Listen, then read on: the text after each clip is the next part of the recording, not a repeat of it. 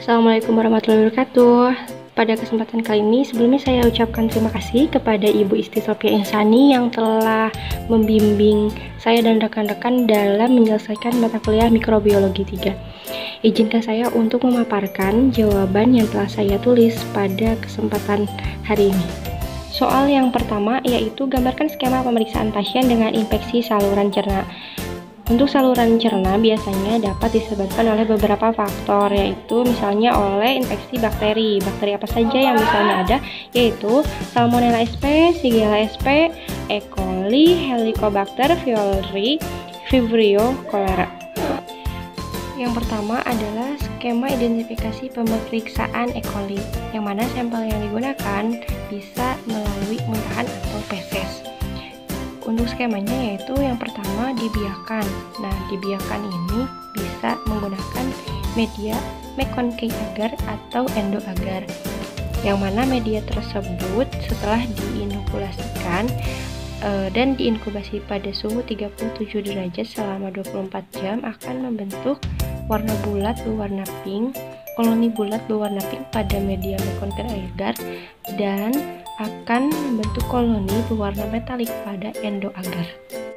Untuk pemeriksaan yang dilakukan pada sampel muntahan feses untuk mengidentifikasi E. coli, yang pertama dilakukan pewarnaan gram terlebih dahulu, yang mana pewarnaan gram tersebut dilakukan di bawah mikroskop dengan perbesaran 100 dengan menggunakan oil imersi, dengan hasil yang nampak pada mikroskop yaitu batang dengan gram negatif berwarna merah.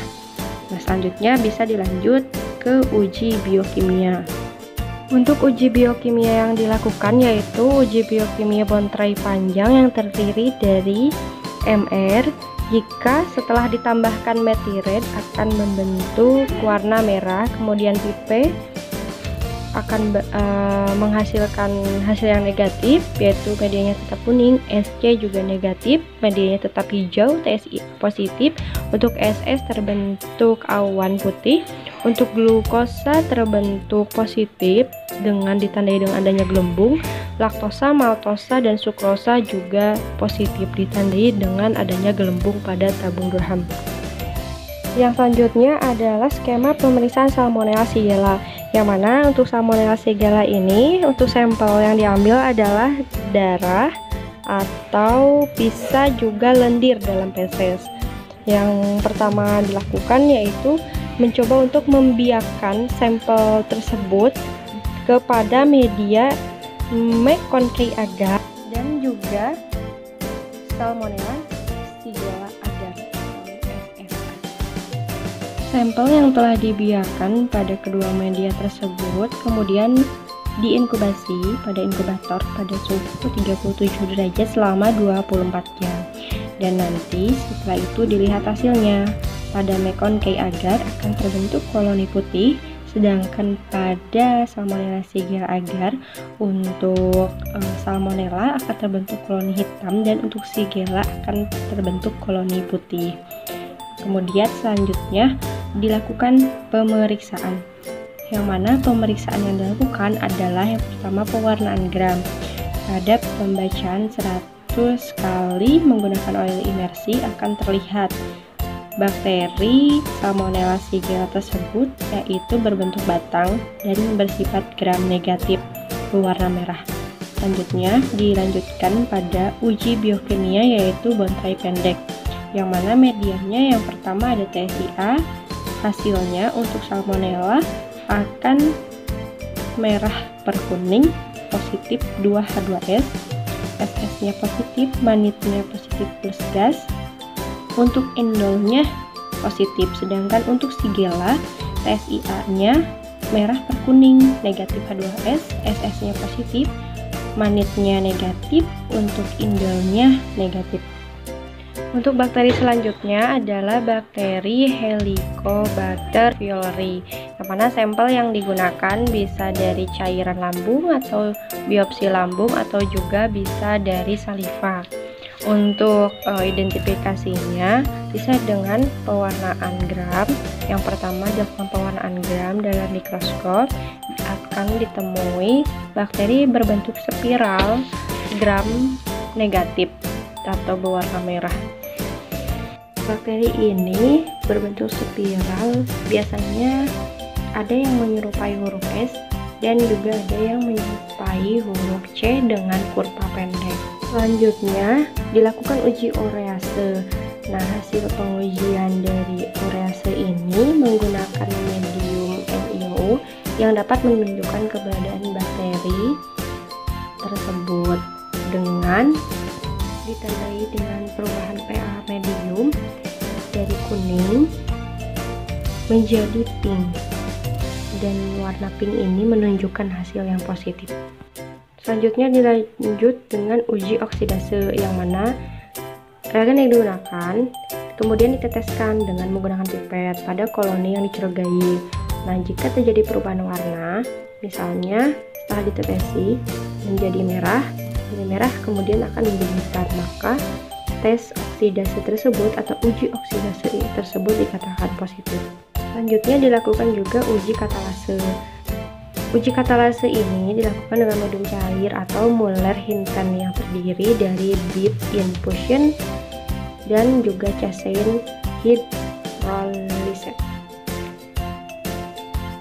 Pertumbuhan bakteri tersebut nanti akan ditetesi dengan 0,5 ml tanah H2O2 3%, kemudian dihomogenkan. Nanti dilihat apakah ada gelembung gas yang terbentuk ataukah tidak. Bila terbentuk gelembung, maka dikatakan uji katalase tersebut positif.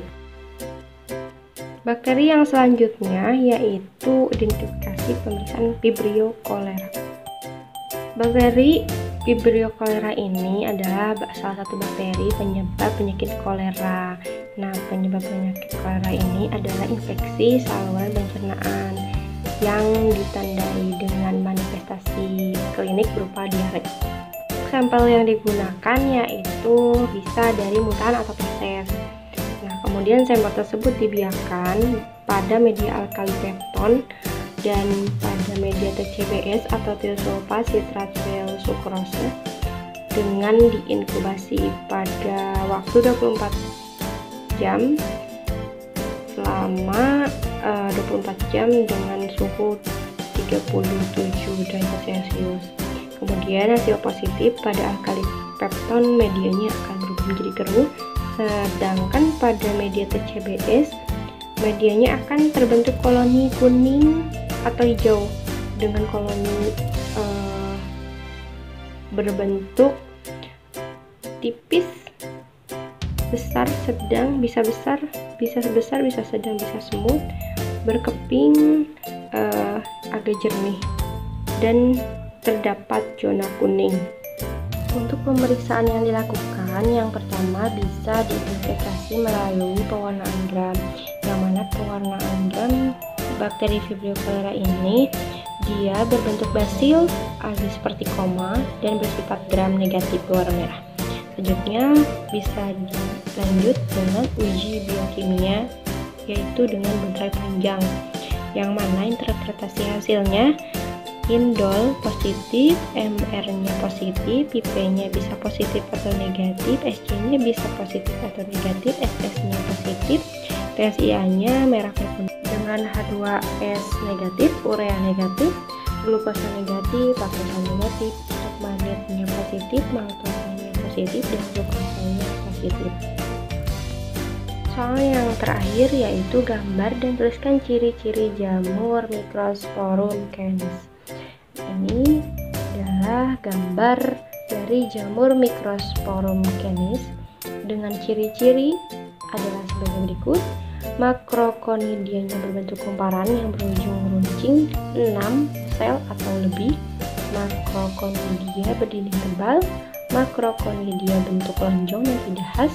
Kemudian jamur ini beda dengan M. gypsum dengan terdiri dari 4-6 sel dan dinding lebih tipis, yang bisa disebut makrokonidia. Cukup sekian dari saya, kurang lebihnya mohon maaf. Wassalamualaikum warahmatullahi wabarakatuh.